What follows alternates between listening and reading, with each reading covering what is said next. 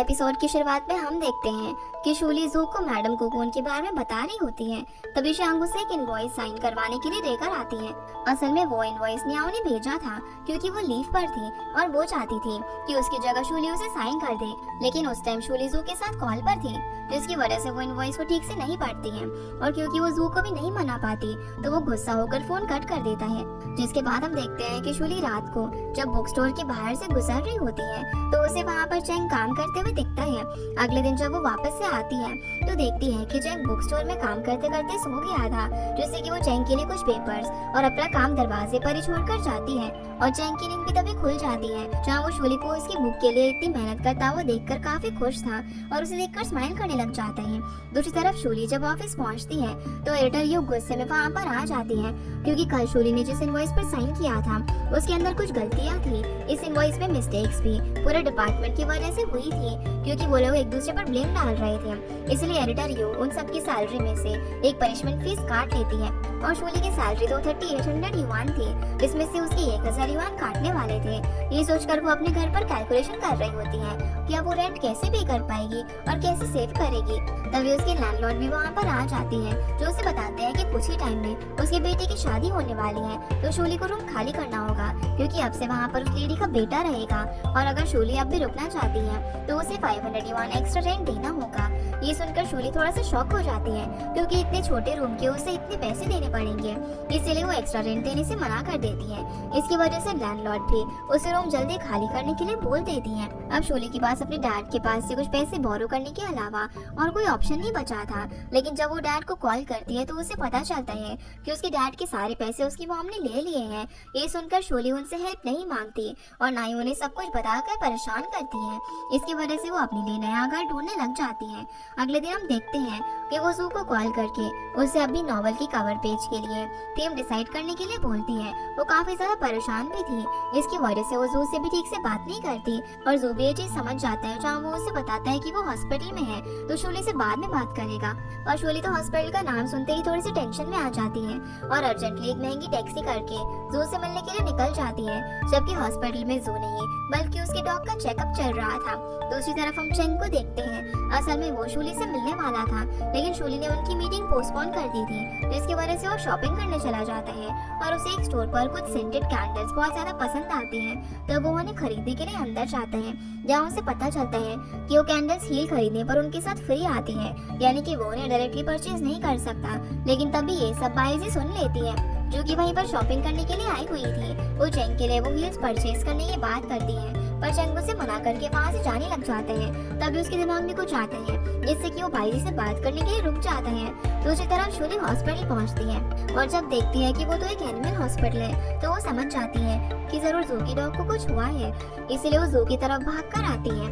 असल में उसने जल्दबाजी में शूज भी अलग अलग पहन लिए थे, इसकी वजह से वो जू के ऊपर गिरते गिरते बचती है और जू से उसकी डॉग के बारे में पूछती है, जहाँ उसे पता चलता है कि उसके डॉग ने किसी और की डॉग से फाइट कर ली थी, इसलिए उसे चोट आ गई। ये सुनकर शूली बहुत ज्यादा फनी सवाल पूछती है कि उन दोनों की फाइट में कौन जीता। इस पर जू शूली से कहता है कि जब शूली के भी बच्चे होंगे तो वो जरूर स्कूल बुली ही बनेंगे। जिसके बाद शूली जू को अपनी कंडीशन के बारे में बताती है कि वो कैसे बहुत ज्यादा फंस गई है और उसके पास जाने के लिए घर भी नहीं है। ये सुनकर जू उससे अच्छा फील करवाने के लिए मैडम कोकून के साथ काम करने के लिए भी मान जाता है और शूली काफी खुश होती है। तभी जू को उसकी डैड का भी कॉल आ जाता है जो कि उसे अपने डॉग को लेकर घर आने के लिए कह रहे थे क्योंकि वो आपसे उसके डॉग का ध्यान रखने वाले थे और वो चाहते थे कि जू उनकी एक मीटिंग भी अटेंड करे, जिसके लिए जू क्लियरली मना कर देता है। वो अपने डैड से काफी रूडली बात करता है जो सब शूली भी चुपके से सुन रही थी। दूसरी तरफ बाइजी चैंग से पूछती है कि उसने शूली के साथ कॉन्ट्रैक्ट क्यों साइन किया जबकि वो तो एक न्यू कमर है, तो चैंग उससे बताता है कि शूली सिर्फ डील्स के बारे में नहीं सोचती बल्कि वो एक राइटर की फीलिंग्स और उसके काम की रिस्पेक्ट भी करती है, इसीलिए वो किसी चीटर के साथ काम करने से अच्छा शूली जैसे न्यू कमर के साथ काम करेगा। ये सुनकर बाइजी वहाँ से चली जाती है। इधर शूली जू को मीटिंग में जाने के लिए कहती है ताकि वहाँ पर वो बाकी राइटर से भी मिल पाए। असल में ये एक एनुअल मीटिंग थी जिसमें सारे एडिटर्स और राइटर्स जाते थे, जिस पर जू शूली को बताता है कि वहाँ वो इसीलिए नहीं जाना चाहता क्योंकि हर कोई राइटर और उनके पेरेंट्स जू को डेटिंग के लिए अप्रोच करते थे और जू को किसी के साथ रहने में इंटरेस्ट नहीं है क्योंकि वो अकेले ही खुश है, जिससे कि शूली समझ जाती है कि जू बस उसके साथ ही इतना रूड बिहेव नहीं करता बल्कि वो इंसान ही ऐसा है जो कि अकेले रहना पसंद करता है। जिसके बाद वो शूली को उसके अपार्टमेंट के बाहर तक ड्रॉप करने जाता है। जब वो उसका अपार्टमेंट देखता है तो काफी बुरा फील करता है। शूली उसे बोलती है कि उसके अपार्टमेंट में रहना वेगस के साथ रहने से तो अच्छा ही है, पर अब ये अपार्टमेंट भी उसके हाथ से जाने वाला था। इसकी वजह से जू उसे एक ऑफर देता है और कहता है कि शूली उसके घर में रेंट फ्री रह सकती है। उसे सिर्फ एक काम करना होगा और वो था जू के डॉग का ख्याल रखना और उसे फीड करना, जो कि शूली को काफी अच्छा ऑफर लगता है। इसलिए वो जू को हाँ कर देती है। अगले दिन अब जू एक्साइटेड होकर शूली के रूम के लिए बहुत सारी शॉपिंग करता है, जैसे कि मंकी स्लीपर लाना और एक अच्छी वार्डरोब लेकर आना, जहाँ उसे ये भी कॉम्प्लीमेंट मिलता है कि वो अपनी वेडिंग के लिए काफी अच्छी तैयारी कर रहा है, जो सुनकर सो खुश भी हो जाता है। दूसरी तरफ शूली शियांग को भी अपने नए घर के बारे में बताती है, पर वो उसे ये नहीं बताती कि वो जू के घर रुकने वाली है। दोनों फिर मैडम कोकून से मिलने के लिए जाते हैं, जहाँ वो पहले तो शूली की बात में कोई भी इंटरेस्ट नहीं ले रही थी, लेकिन जब शूली उसे बताती है कि वो जू के कहने पर वहाँ आई है, तो मैडम कोकून काफी एक्साइटेड हो जाती है और वो ये डील के लिए हाँ बोल देती है। लेकिन उसकी भी एक शर्त थी कि वो डील तभी साइन करेगी जब उसे जू के साथ पर्सनली मिलने का मौका मिलेगा, जिस पर शूली हाँ कह देती है। जबकि जू को तो मैडम कोकून से नफरत थी, क्योंकि वो बहुत ही ज्यादा उसके साथ चीजें बिहेव करती थी। फिर शूली अपने सामान के साथ जू के घर के बाहर पहुंच जाती है। तभी जू भी अपने डॉग लेकर वहां पर आ जाता है, जहां वो शूली को कुछ घर में रहने के रूल्स लिस्ट देता है, जहां उस लिस्ट के अंदर टोटल 30 रूल्स थे। उनमें से शूली को उसके साथ कुछ बुरा नहीं करना था और न ही उसकी प्राइवेट फोटो सोशल मीडिया पर शेयर करनी थी। ये पढ़कर शूली उसे कहती है कि वो आखिर जू की प्राइवेट फोटोज क्यों लेगी और उसके साथ कोई गलत हरकत क्यों करेगी। जिसके बाद वो डॉग के साथ ये कहकर अंदर चली जाती है कि ये सारे रूल्स जू के ऊपर भी एप्लीकेबल है। अब शूली को खुश देखकर जू उसे ये भी कहता है कि आज मून बहुत ही ज्यादा ब्यूटीफुल है, जो चीज शूली को उस टाइम समझ नहीं आती। इसीलिए वो अपने कमरे में आने के बाद इस बारे में स्टिंकी फॉक्स को मैसेज पर पूछती है। तब वो उसे बताता है कि कोई लड़का ये लाइन किसी लड़की को तभी बोलता है जब वो उसे पसंद करता है, या फिर बस उस रात वेदर अच्छा होगा इसलिए उसने ऐसा बोला होगा। जो देखकर शूली और भी ज्यादा कंफ्यूज हो जाती है और यही सोचने लग जाती है कि जू ने उसे ऐसे वेदर को देखते हुए ये कहा होगा। अगले दिन अब चैंग बुक स्टोर में शूली का वेट कर रहा था। जब वो वहाँ पर आती है तो वो उसे थैंक्स करने के लिए गिफ्ट भी देता है। जिसके बाद वो उससे पूछता है कि अगर उसे जू को किसी ऐसे इंसान से मिलवाना है जिसे जू हेट करता है तो उसे क्या करना होगा। इस पर चैंग उसे काफी अच्छा आइडिया देता है और कहता है कि उसे डायरेक्टली जू को उस इंसान के पास लेकर जाना चाहिए, जिसकी वजह से अब शूली घर जाती है, जहाँ पर जू पहले से ही उसका बहुत टाइम से वेट कर रहा था। शूली उससे बोलती है कि वो उसके साथ बाहर डिनर करना चाहती है, क्योंकि वो उसे घर रेंट पर देने के लिए थैंक्स करना चाहती है। तो जू भी हाँ बोल देता है। फिर जब जू शूली के साथ डिनर पर जाता है तो वहाँ पर उसे मैडम कोकून भी मिल जाती है। असल में शूली ने ही उन्हें बुलाया था, जहाँ वो जू से बोलती है कि उसे बिलीव ही नहीं हो रहा कि वो जू के साथ काम करने वाली है, क्योंकि पहले भी वो उसके साथ काम कर चुकी थी, पर उस टाइम जू इतना ज्यादा फेमस नहीं था और न ही उसका काम इतना अच्छा था। इसकी वजह से सब उसे उसके डैड के नाम से ही जानते थे, जो सुनकर जू को काफी बुरा लगता है, क्योंकि मैडम कोकून बस उसे ह्यूमिलेट कर रही थी।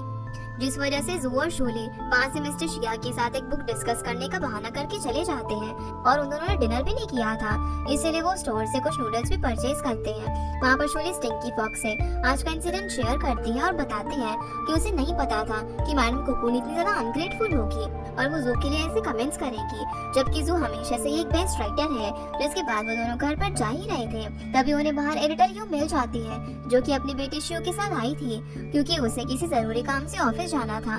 तो वो शूली से हेल्प मांगती है और शिव का कुछ देर के लिए ध्यान रखने के लिए उसे बोलती है, क्योंकि शिव को उसे ग्रांड में पिक करने आने वाली थी। इसके बाद अब वो दोनों शिव के साथ एक रेस्टोरेंट में चले जाते हैं। जू तो थोड़ा सा इरिटेट हो गया था, क्योंकि उसे होम कुक डिनर करना था, लेकिन उस बच्चे की वजह से वो वहाँ पर फंस गया था। जिससे कि शूली उसे बोलती है कि वो थोड़ी देर में उसके लिए अच्छा डिनर बना देगी। ये सुनकर शिव उससे पूछता है कि क्या वो दोनों गर्लफ्रेंड बॉयफ्रेंड है, क्योंकि गर्लफ्रेंड ही अपने बॉयफ्रेंड के लिए कुक करती है और वो उसी के घर पर रहती है। जो सुनकर जू उससे कहता है कि वो दोनों सिर्फ लैंडलॉर्ड और टेनेंट है। शिव अब यहाँ पर जू के गुड लुक्स की काफी तारीफ भी करता है, जो सुनकर जू खुश हो जाता है, क्योंकि वो शूली को आंटी बोल रहा था। इसके बाद शिव की ग्रैंड माँ उसे लेने के लिए आ जाती है और उनसे शूली को ये भी पता चलता है कि एडिटर यू शिव के साथ अकेले ही रहती थी, क्योंकि शिव के डैड एक साल से घर नहीं आए थे। जिसके बारे में शूली घर आकर भी जू से डिस्कस करती है कि हमेशा हस्बैंड ही जॉब के लिए बाहर चले जाते हैं और उनकी वाइफ को अकेले सब कुछ हैंडल करना पड़ता है। इस पर जू कहता है कि वो ऐसा बिल्कुल भी नहीं है, क्योंकि वो तो हमेशा घर पर ही रहता है। जहाँ पर जू शूली को टीज करने के लिए भी बताता है कि उसे कोकून की रिक्वेस्ट आई है और उसने वो अप्रूव कर दी है, जिससे कि शूली उस पर थोड़ा सा गुस्सा हो जाती है और कहती है कि कोकून बस जू के क्लोज आना चाहती है, इसलिए उसे उससे दूर रहना चाहिए और बस अपनी नॉवल के लिए उससे बात करनी चाहिए। जज उसके चेहरे पर जेलेसी साफ साफ देख पा रहा था। अब अगले दिन हम देखते हैं कि शूली मैडम कोकून के ड्राफ्ट भेजने का वेट कर रही थी ताकि वो ड्राफ्ट के साथ नॉवल को आगे बढ़ा पाए, लेकिन मैडम कोकून उसका एक भी कॉल पिक नहीं करती क्योंकि इस टाइम वो बाइजी के साथ होती है और बाइजी की कंपनी उसे ज्यादा अमाउंट ऑफर करती है, जिसकी वजह से वो उन्हें अपनी प्रायोरिटी बना लेती है और शूली को ये मैसेज करके बहाना बना देती है कि उसका सॉफ्टवेयर क्रैश हो गया है तो वो कल उसे सारी ड्राफ्ट भेज देगी। जिसके बाद हम देखते हैं कि जो घर पर जाता है तो देखता है कि उसका डॉग किसी बॉक्स को बैठकर लिख कर रहा था। जब जो उस बॉक्स को ओपन करता है तो उसमें सेंटेड कैंडल्स होती है और चेन का एक नोट भी होता है जो कि उसने शूली के लिए लिखा था।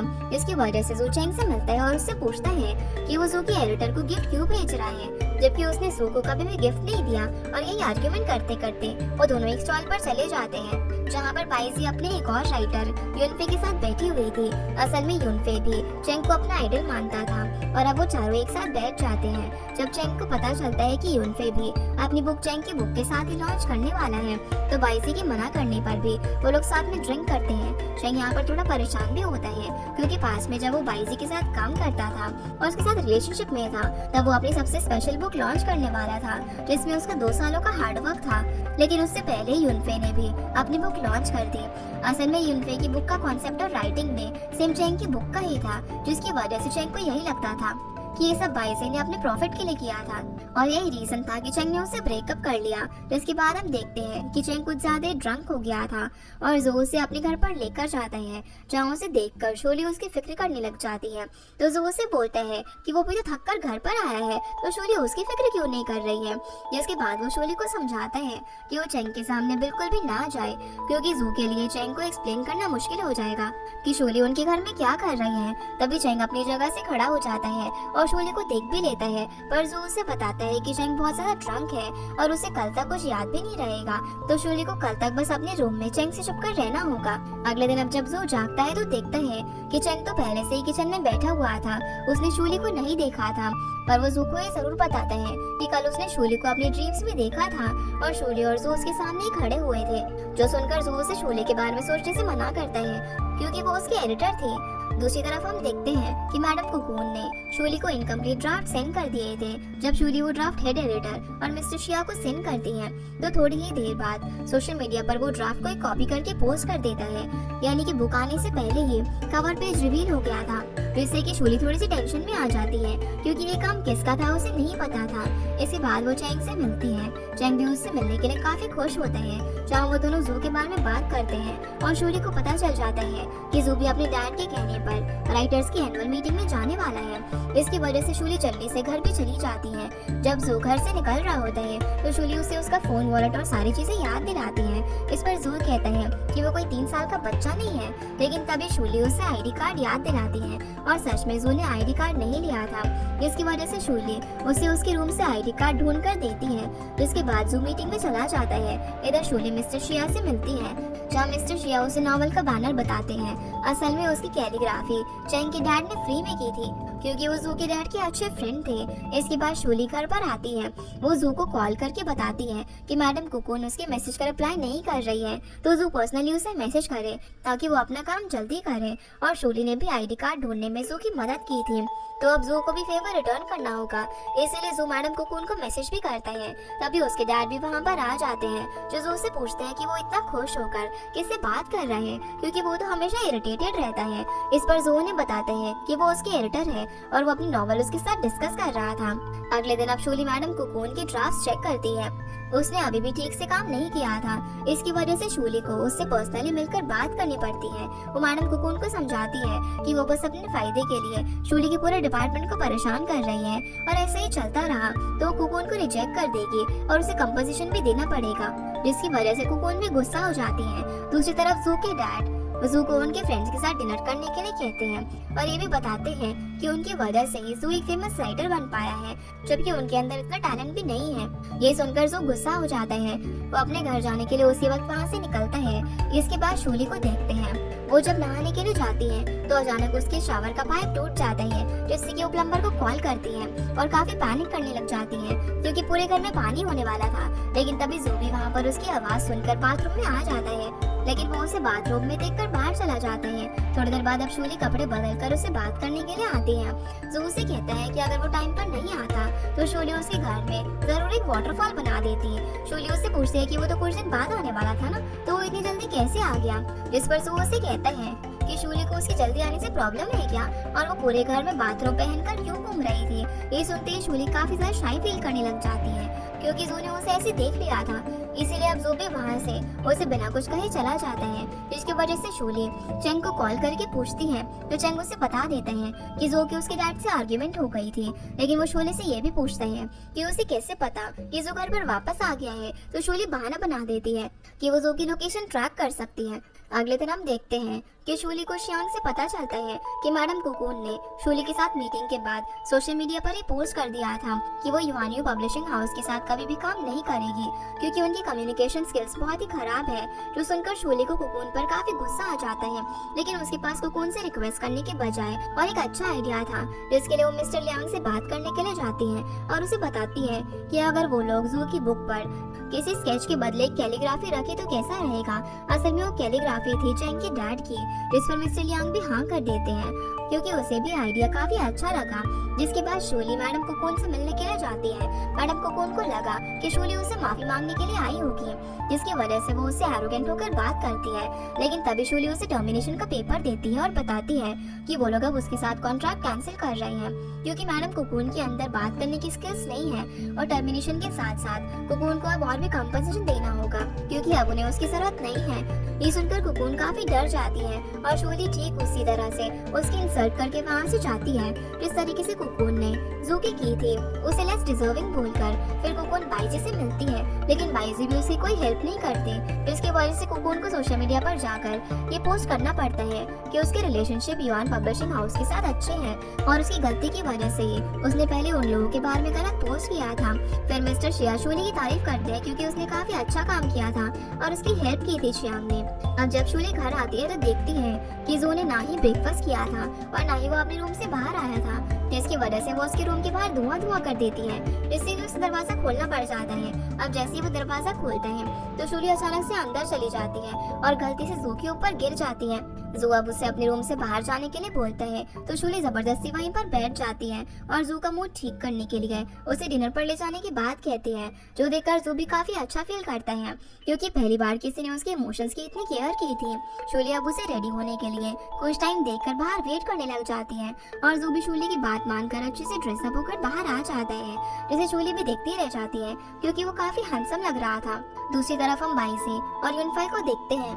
यूनफे बाइसी को अपनी फीलिंग्स के बारे में बता देता है कि वो उसे पसंद करता है, इसलिए वो हमेशा उसके साथ रहने की कोशिश करता है, और वो ये भी जानता है कि बाइसी ने पास में चेंग को डेट किया है, लेकिन फिर भी बाइसी यूनफे को रिजेक्ट कर देती है। जिसके बाद हम शूली और जू को देखते हैं, जहाँ पर जू शूली को अपने अपसेट होने का रीजन बताता है कि जब उसने अपनी लाइफ की फर्स्ट नॉवल अपनी टीनेज में लिखी थी, तब उसके डैड ने उसकी नॉवल को ट्रैश कहा था और पढ़ाई पर फोकस करने के लिए कहा था, क्योंकि जू को लिटरेचर का बिल्कुल भी नॉलेज नहीं थी, वो सिर्फ फिक्शन नॉवेल्स लिखता था। यानी कि उसके डैड ने उसके काम की कभी तारीफ नहीं की, इसीलिए जू अपने डैड को इतना हेट करता है। और इस बार भी जब वो घर गया तो उसके डैड ने उन्हीं बातों को लेकर उसकी इंसल्ट की, यही वजह थी कि वो इतना परेशान था। इस पर शूली उसे बोलती है कि वो अपनी अपकमिंग बुक से सब लोगों को जरूर ये प्रूव कर देगा कि वो कितना अच्छा राइटर है, और इसमें शूली भी उसे सपोर्ट करेगी, जो सुनकर जू उससे घूरने लग जाता है। और वो दूसरी तरफ देखकर भी बोलने वाला था कि शूली आज काफी क्यूट लग रही है, लेकिन उससे पहले ही शूली वहाँ से उठकर जू के लिए आइसक्रीम लेने के लिए चली जाती है और जबरदस्ती उसे आइसक्रीम खिलाने लग जाती है, जिसकी वजह से दोनों गलती से एक साथ आइसक्रीम की बाइट भी लेते हैं और एक दूसरे के क्लोज आ जाते हैं। वहीं हम बाइजी को देखते हैं जो कि अपनी एक ऑथर से मिलने के लिए जाती है, उसके साथ यूनफे भी वहाँ पर आ जाता है। असल में बाइजी उन्हें उनकी फर्स्ट डिक्शनरी गिफ्ट करने के लिए आई थी ताकि वो आराम से रिटायर हो सके, जहाँ वो ऑथर बाइजी से ये भी पूछती है कि वो अपने साथ चेंग को क्यों नहीं लेकर आई, क्योंकि उन्हें अब यही लगता था कि चेंग और बाइजी एक साथ है। इधर शूली के डिपार्टमेंट में सभी लोगों को एडिटर यू की तरफ से मूवी टिकट्स मिलती हैं और उन्हें अपने अपने राइटर के साथ वहाँ पर जाना था ताकि वो लोग एडिटर राइटर रिलेशनशिप अच्छा कर पाए। और अब तो चेंग की एडिटर भी शूली थी, जैसे कि एडिटर यू शूली से पूछती है कि वो किसके साथ मूवी देखने जाने वाली है, जहाँ शूली उससे कहती है कि अगर वो जू के साथ जाएगी तो वो जरूर शूली पर इतनी पूरी मूवी दिखाने के लिए गुस्सा करेगा। जिसके बाद जू जब बुक स्टोर में जाता है तो वहाँ पर उसे एडिटर यू मिल जाती है, जो कि जू से कहती है कि अगर शूली उसे मूवी के बारे में पूछे तो जू उसके साथ जाए, ताकि शूली को भी अच्छा फील होगा, क्योंकि वो उसकी बुक के लिए काफी हार्ड वर्क कर रही है। ये सुनते ही जू तो खुश हो जाता है, क्योंकि वो शूली के साथ जाने के लिए बहुत ज्यादा एक्साइटेड था। इसीलिए वो उसी टाइम एक नया सूट भी खरीद लेता है और उसे पहनकर अपने सोफे पर बैठ जाता है। अब जब शूली वहाँ पर आती है तो वो उसे इग्नोर करके किचन में चली जाती है, जहाँ वो कॉल पर चैंग से मूवी के लिए पूछ रही थी, और जो सब कुछ सुन लेता है। इसकी वजह से अब वो शूली को इरिटेट करने लग जाते हैं कि वो उसकी भी तो एडिटर है, तो वो उसी मूवी के लिए क्यों नहीं पूछ रही है, और जो भी मूवी देखने के लिए आना चाहता है। जिससे कि शूली उसे कहती है कि जू को तो ऐसी मूवी बिल्कुल भी पसंद नहीं है। तो जू उसे कहने लग जाता है कि वो शूली के साथ ही मूवी देखने के लिए जाएगा, और आज ही शूली को उसके साथ चलना होगा, यानी कि वो चैंग के साथ शूली को अकेले नहीं भेज सकता था। जिसकी वजह से अब शूली डिसाइड करती है कि वो अपने दोनों मूवी टिकट्स चैंग और जू को दे देगी और खुद एक टिकट खरीद कर उन दोनों के साथ जाएगी, जिसके लिए जू भी हाँ कर देता है। अगले दिन अब जू और चैंग दोनों ही बहुत ही अच्छे से रेडी होकर आते हैं, जहाँ सबसे पहले वो लोग साथ में लंच करते हैं। तो चैंग और जू एक दूसरे से कंपटीशन करने लग जाते हैं कि कौन शूली को इम्प्रेस करेगा। यहाँ पर जू चैंग से बोलता है कि वो किसी टीनेजर लड़के की तरह कपड़े क्यों पहन कर आया है। तब वो भी यहाँ पर जू से बोलता है कि उसने भी तो सूट पहना है, जैसे कि वो रेड कार्पेट पर ऑस्कर लेने के लिए जा रहा हो। ये सुनकर शूली को काफी ज्यादा हंसी आ रही थी। इसके बाद वो लोग मूवी देखने के लिए जाते हैं। वहाँ पर भी चैंग शूली के लिए पॉपकॉर्न खरीदता है, तो जो वो पॉपकॉर्न खा जाता है। और मूवी के बाद भी जब चैंग शूली के साथ डिनर पर जाने की बात करता है तो जो उनके साथ आने के बहाने बनाने लग जाता है, और ये भी कह देता है कि उन्हें अपने घर जाकर खाना खा लेना चाहिए, क्योंकि जो के पास एक बहुत ही अच्छी कुक है जो कि उनके लिए डिनर बना देगी। इस पर जो को थोड़ा सा शक होता है कि आखिर जो के साथ कौन लड़की हो सकती है। अब शूली अपने आप को सामने आने से बचाने के लिए जो को चुपके से मैसेज कर देती है कि वो घर चला जाए और चैन को कुछ भी न बोले, लेकिन जो उसे भी घर चलने का मैसेज करता है, लेकिन फिर भी शूली किसी तरीके से उसको वहाँ से भेज देती है।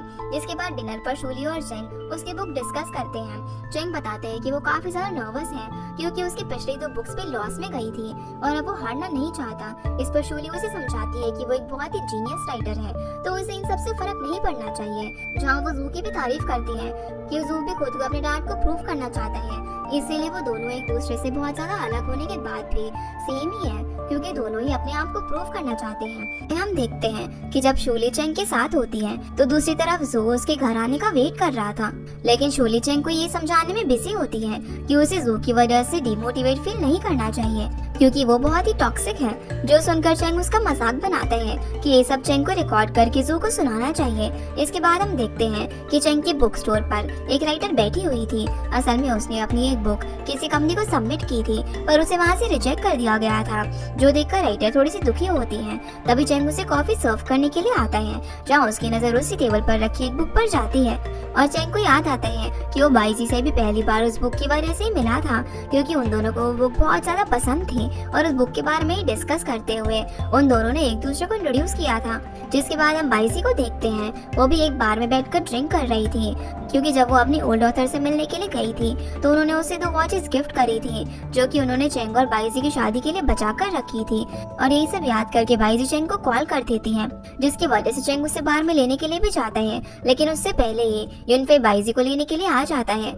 आगे हम देखते हैं कि जू चैंग को कॉल करके शूली के बारे में पूछता है, क्योंकि वो अभी तक घर पर नहीं आई थी। जिस पर चैंग उसे बताता है कि वो तो कब से घर जाने के लिए निकल गई है। ये सुनकर जू काफी टेंशन में आ जाता है। वो शूली को ढूंढने भी जाने वाला था, लेकिन तभी वो घर पर पहुंच जाती है और जू से थोड़ा सा गुस्सा भी हो जाता है। वो पूछता है कि वो उसका कॉल क्यों नहीं उठा रही थी। शूली उसे बताती है कि उसका फोन डेड हो गया था। जिसके बाद शूली उसका गुस्सा शांत करने के लिए उसके लिए हर्बल टी भी बनाती है, और जब वो अपने रूम में आकर फोन ऑन करती है तो उसे जू के बहुत सारे मैसेजेस दिखते हैं, जिन्हें देखकर वो स्माइल करती है। अगले दिन जब वो जागती है तो देखती है कि जो उससे पहले ही जाग गया था और अपना वर्कआउट करके ब्रेकफास्ट टेबल पर भी आ गया था, क्योंकि वो अपनी बुक की प्रिंटिंग को लेकर थोड़ा सा नर्वस था। लेकिन वो शूली के सामने ये शो नहीं करता है और कहता है कि अगर उसकी बुक फेल हुई तो उसे कोई फर्क नहीं पड़ेगा, लेकिन इससे शूली की जॉब को जरूर लॉस होगा, क्योंकि जू उसे वापस से अपना एडिटर नहीं बना पाएगा। इस पर शूली भी सोचने लग जाती है कि वो बहुत ही जल्दी जू के साथ स्ट्रेंजर बनने वाली है। दूसरी तरफ बाइजी जब अपने घर में युनफे को देखती है तो थोड़ी सी शॉक होती है, क्योंकि उसने तो कल चेंग को कॉल किया था, तो युनफे वहाँ पर कैसे आ गया। इसलिए वो चेंग से बात करने के लिए भी जाती है और उसे बताती है कि उन दोनों को ओल्ड ऑथर से मिलने के लिए जरूर जाना चाहिए, क्योंकि वो अपनी लाइफ के आखिरी टाइम में है। इस पर चेंग भी हाँ कर देता है। इसके बाद हम शोले को देखते हैं, जहाँ पर एडिटर यू मीटिंग में उसकी तारीफ कर रही होती है कि वो बहुत ही अच्छे सब कुछ संभाल रही है और वो जू की बुक की 3,50,000 कॉपी सेल करवा कर ही रहेगी। पर एडिटर इस बात से डिसएग्री कर देता है और कहता है कि शोले सिर्फ एक न्यू कमर है, वो कुछ भी नहीं कर पाएगी। लेकिन एडिटर ये उसे बोलती है कि शोले ये जरूर कर पाएगी और अगर उसने कर दिखाया तो एडिटर को अपना टाइटल उसे देना होगा, जिसकी वजह से शोले घर जाकर बहुत ज्यादा हार्ड वर्क करती है और जू से भी बुक की प्रमोशन करने के लिए आइडियाज मांगती है। उसे अपने आइडियाज पर डिस्कस कर रही थी, लेकिन जो उसे ये कहकर अपने स्टडी रूम में चला जाता है कि शोले को अपना काम खुद करना चाहिए। इसलिए शोले भी उसके लिए एक स्क्रिप्ट रेडी करके लेकर आती है, जिससे जू को अपनी बुक का इंट्रो लोगों को देना था, पर उसके अंदर चेंग का भी नाम होता है, जिसकी वजह से जू गुस्सा हो जाता है और शोले दूर जाकर खड़ी हो जाती है, क्योंकि उसे जू से गुस्से में कुछ भी नहीं सुनना था। लेकिन जो उसके पास आता है और उसे बेयरफुट देखकर उसे स्लीपर्स पहनाता है ताकि उसे ठंड न लग जाए। ये देखकर शोले काफी खुश होती है। दूसरी तरफ चेंग बाइजी की बात को याद कर रहा था। वो भी बाइजी के साथ उस ओल्ड ऑथर के घर पर जाया करता था, क्योंकि वो एक तरीके से बाइजी की फैमिली थी। अगले दिन हम देखते हैं कि शोले बहुत ज्यादा खुश होती है, क्योंकि उसका प्रमोशन काफी अच्छा चल रहा था। इसीलिए मिस्टर लियांग ने भी उसकी तारीफ की थी, जिससे कि शोले ये बात जू को भी बताती है और वो एक्सपेक्ट कर रही थी कि वो भी उसकी बहुत तारीफ करेगा। पर जू उसे कहता है कि उसे किसी स्कूल किड की तरह तारीफ करना नहीं आता। जिसके बाद वो उसे एक जगह पर घुमाने के लिए लेकर जाता है। असल में वो एक पार्क था, जिसके बारे में ये कहा जाता है कि वहाँ पर साथ में वॉक करने वाले कपल्स हमेशा एक साथ रहते हैं। इसलिए जू शोले को लेकर वहाँ पर गया था, पर फिर भी वो शोले के सामने झूठ बोल देता है कि उसे इस बारे में कुछ भी नहीं पता था। जहाँ वो शोले का हाथ पकड़ने की कोशिश भी कर रहा था, पर वो काफी नर्वस हो जाता है। तभी शोले की तरफ एक साइकिल आती है, तो वो शोले को अपनी तरफ खींच लेता है और उसे क्लोज आ जाता है। जिसके बाद दोनों हाथ पकड़कर वॉक करते हैं। लेकिन उसी वक्त मैडम कोकून भी वहाँ पर घूमने के लिए आई हुई थी, और जब वो शोले और जू को इस तरीके से वहाँ पर देखती है तो उनकी फोटो क्लिक कर लेती है। अब शोले जू को बताकर चली जाती है कि आज उसे उसकी बुक के लिए बैनर्स डिजाइन करने हैं, तो वो नहीं काम करेगी। इसकी वजह से जू भी रात को शोले के घर आने का वेट करता है और उसे बहुत सारे मैसेजेस करता है, पर शोले काम में बिजी होती है और सुबह होने तक घर पर नहीं आती। इसकी वजह से जू एडिटर यू को भी फोन कर देता है और बुक के बहाने शोले को उससे मिलने के लिए कहता है। इसकी वजह से एडिटर यू भी शोले को घर भेज देती है। शोले जब अपना फोन देखती है तो उसमें जू के बहुत सारे मैसेजेस होते हैं। फिर जैसे वो घर पहुंचती है तो वहाँ एक टेम्पलेट लेकर खड़ा हुआ लड़का उसे परेशान करने लग जाता है। इसी बीच गलती से शोले उसकी टेम्पलेट भी नीचे गिरा देती है और ये देखकर वो लड़का शोले पर ही चिल्लाने लग जाता है कि अब शोले को उसे पे करना होगा, क्योंकि उसने उसका नुकसान कर दिया। वो शोले को यहाँ पर धक्का भी दे देता है, लेकिन तभी जू वहाँ पर आ जाता है, क्योंकि वो शोले को पिक करने ही जा रहा था। ऐसे शोले को रोड पर देखकर वो उस लड़के को बहुत मारता है, जिससे कि पुलिस जू को अरेस्ट भी कर लेती है। लेकिन जू और शोले वहाँ से फ्री हो जाते हैं। फिर जू शोले को अपनी बैग पर आने के लिए बोलता है, क्योंकि शोले आज कुछ ज्यादा ही थकी हुई थी। शोले को थोड़ी सी शर्म भी आती है, लेकिन जू की जिद करने पर वो उसे उठाकर घर तक लेकर जाता है और शोले बातें करते करते सो भी जाती है, जो देखकर जू काफी ज्यादा खुश होता है और वो शोले की बहुत ज्यादा केयर भी करता है। इसके बाद वो उसे रूम में सुला देता है और उसे अपने कपड़े बदलने के लिए बोलता है ताकि वो ठीक से सो पाए। वो उसे एक स्कूल टीचर की तरह डांट रहा था, जिसके बाद वो शोले का फोन लेकर उसके लिए कल की लीव एप्लीकेशन भी सबमिट करवा देता है। अब शोले की पैर पर चोट भी लग गई थी, तो वो उसे मेडिसिन भी लगाता है। अगले दिन वो उसके लिए ब्रेकफास्ट भी बनाता है। क्या शोले को पता नहीं था कि ये ब्रेकफास्ट उसके लिए जू ने बनाया है, इसीलिए वो उसमें कमियां निकालने लग जाती है कि वो ब्रेकफास्ट काफी ज्यादा सॉल्टी है, पर फिर भी क्योंकि वो जू ने बनाया था तो शोले उसे खा लेती है। तभी उसे एडिटर यू का मैसेज आता है, जिसके लिए शोले को अर्जेंटली ऑफिस जाना था, जिस वजह से जू उसके लिए कैब बुक कर देता है। अब शोले प्रिंटिंग हाउस में बुक चेक करने के लिए जाती है। वहाँ से वो फोटो क्लिक करके जू को उसमें टैग कर देती है और इस पोस्ट के बाद ही मिस्टर लियांग का शोले को कॉल आ जाता है। वो उससे ऑफिस आने के लिए कहता है और समझाता है कि उसे जू या फिर चेंग के साथ अपना अफेक्शन शो नहीं करना चाहिए, क्योंकि लोग ये रूमर्स बना रहे थे कि शोले कहीं जू को डेट तो नहीं कर रहे। इसके साथ साथ मैडम कोकून ने भी वो फोटो पोस्ट कर दी थी, जिसमें जू और शोले साथ में पार्क में थे। इसलिए मिस्टर लियांग शोले को संभाल कर रहने के लिए कहते हैं। जिसके बाद शोले जू के साथ वॉक पर जाती है और उसे सब कुछ बता देती है, जो सुनकर जू उसका फोन ले लेता है ताकि वो टेंशन ना ले। फिर वो एक पोस्ट भी करता है जहाँ उसने अपनी तरफ से शूली और उसका मिलिटर होने का रिलेशनशिप क्लियर कर दिया था, जो देखकर शूली खुश होती है और उसे थैंक्स करती है। अगले दिन शियांग उसे बताती है कि जू की पोस्ट की वजह से मैडम कोकून को भी अपोलोजाइज करना पड़ा और वो शूली के बारे में कितना कुछ सोचता है, क्योंकि पहले तो वो एक दूसरे को हेट करते थे पर अब वो दोनों एक दूसरे की हेल्प कर रहे थे।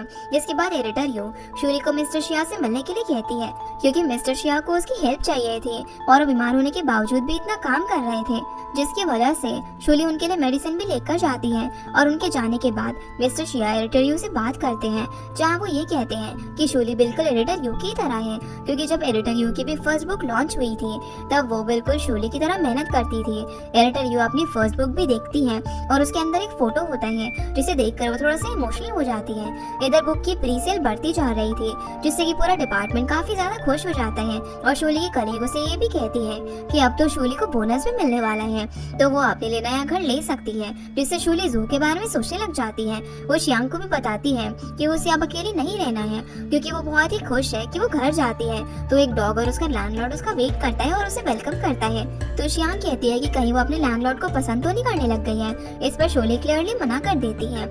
इधर बाइजी को हॉस्पिटल से कॉल आता है और वो यूनफे के साथ अपनी ओल्ड ऑथर से मिलने के लिए जाती है, जहाँ उसने चेंग को भी बुलाया था। चेंग के आते ही वो उसे गले लगा लेती है, क्योंकि बाइजी ने अपने मॉम डैड को भी ऐसे ही अपनी आंखों के सामने मरते हुए देखा था और वो अपनी ओल्ड ऑथर को अब जाते हुए नहीं देखना चाहती थी। उसे अपने साथ किसी ओल्ड वन की बहुत ज्यादा जरूरत थी।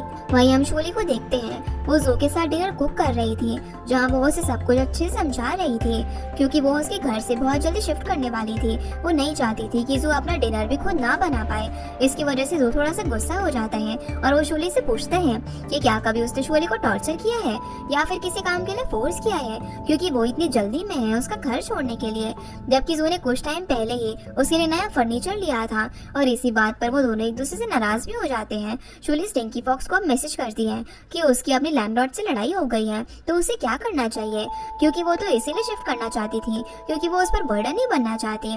जहाँ जू भी उसे रिप्लाई में यही कहता है कि शायद शूली का लैंडलॉर्ड नहीं चाहता कि वो उसे छोड़कर जाए, इसीलिए वो उस पर गुस्सा हो गया होगा।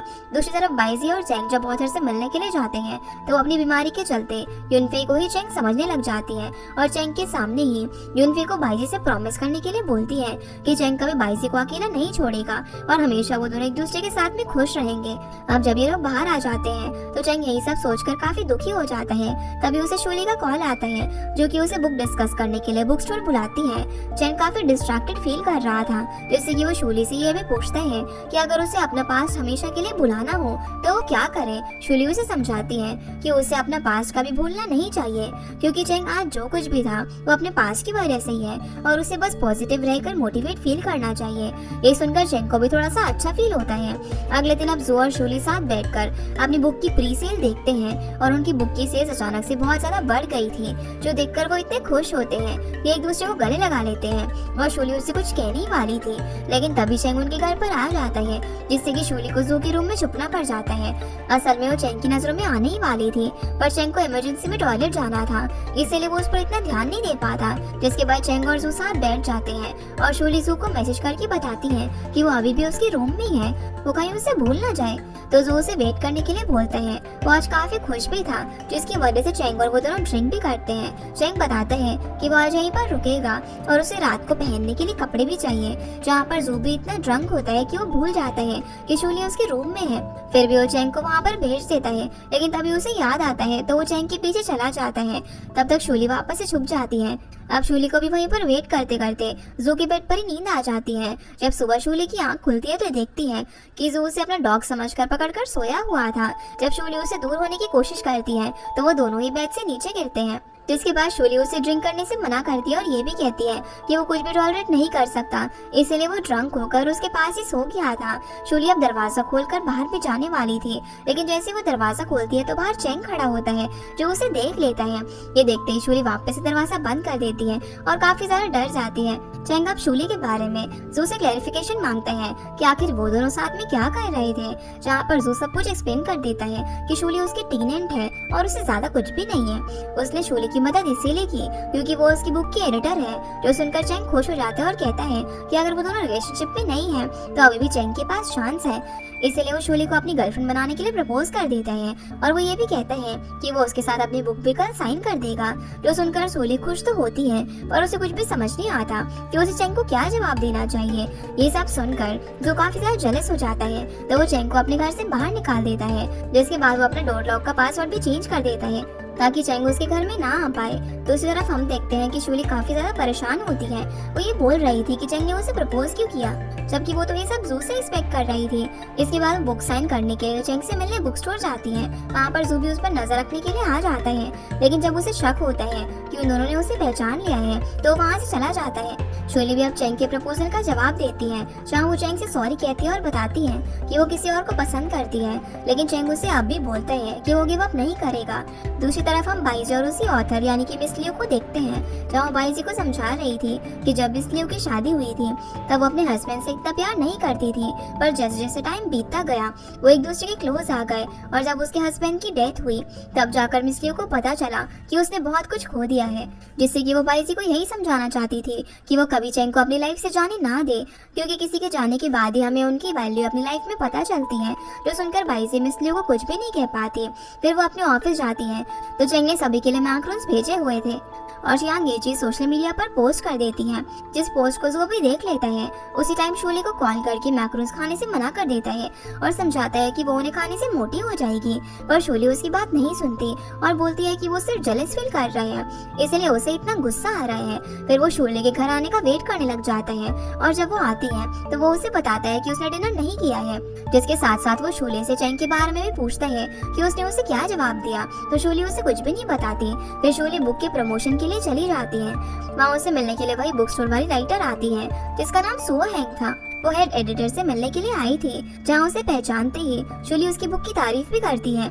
फिर वो एडिटर को कॉल करके सो हैंग से बात भी करवाती है, पर एडिटर उससे मिलने से ही मना कर देता है और उसकी बुक को भी रिजेक्ट कर देता है, जिसकी वजह से सो हैंग वहाँ से चली जाती है और बीच में वो एडिटर यू से भी क्रॉस होती है। वो दोनों एक दूसरे को देखकर थोड़े से शॉक हो जाते हैं। उसे देखकर एडिटर यू शोले को समझाती है कि उसे हार्डवर्क करना चाहिए और अपने ऑथर को लेट डाउन नहीं करना चाहिए। दूसरी तरफ बाइजी को पता चलता है कि कोई भी उनके राइटर यूनफे से कांटेक्ट नहीं कर पा रहा है, तो वो खुद यूनफे से मिलने के लिए जाती है, जहाँ वो उसे बताता है कि वो अपनी पहचान खोता जा रहा है क्योंकि सब उसे चैंग समझते हैं, क्योंकि उनका राइटिंग जॉनर सेम है। और उस दिन मिस लियू ने भी उसे चैंग कहकर ही बुलाया था, जो कि यूनफे को अच्छा नहीं लगा क्योंकि वो किसी के भी रिप्लेसमेंट नहीं बनना चाहता। इस पर बाइजी उसे समझाती है कि वो चैंग से बहुत ही अलग है और उसे बस अपनी राइटिंग पर फोकस करना चाहिए। इसके बाद हम देखते हैं कि शोले स्टिंकी फॉक्स से बात करती है, जहाँ वो चैंग और जू की बात उसे बताती है, जिस पर उधर से जू भी उसे बोलता है कि चैंग उसके लिए अच्छा लड़का नहीं है और जो उसके लिए बेटर पर्सन है। वो ये भी लिखता है कि क्या फिर भी वो चैंग को पसंद करती है। तभी शोले कुछ रिप्लाई करने वाली थी, लेकिन चियांग पीछे से आकर उसे डरा देती है और गलती से शोले यहाँ पर यस लिखकर फोन साइड में रख देती है। इधर चैंग भी जू के साथ खेल रहा था। वो जू से पूछता है कि वो शोले को कब बताने वाला है कि वही उसका ऑनलाइन फ्रेंड यानी कि स्टिंकी फॉक्स है, क्योंकि जब चैंग शोले से मिला था तब शोले ने उसे यही कहा था कि वो अपने ऑनलाइन फ्रेंड को पसंद करती है, इसीलिए वो उसकी गर्लफ्रेंड नहीं बन सकती। लेकिन चैंग ये बात जू को नहीं बताता और उसे शोले को सच बताने के लिए बोलता है। इधर शोले को जब पता चलता है कि जू की बुक की 3,49,000 कॉपी सेल हुई है तो वो खुश तो होती है, पर उसके साथ साथ वो दुखी भी थी, क्योंकि 3,50,000 कॉपी सेल होने के बाद ही उसे बोनस मिलने वाला था, जो कि अब नहीं मिलेगा।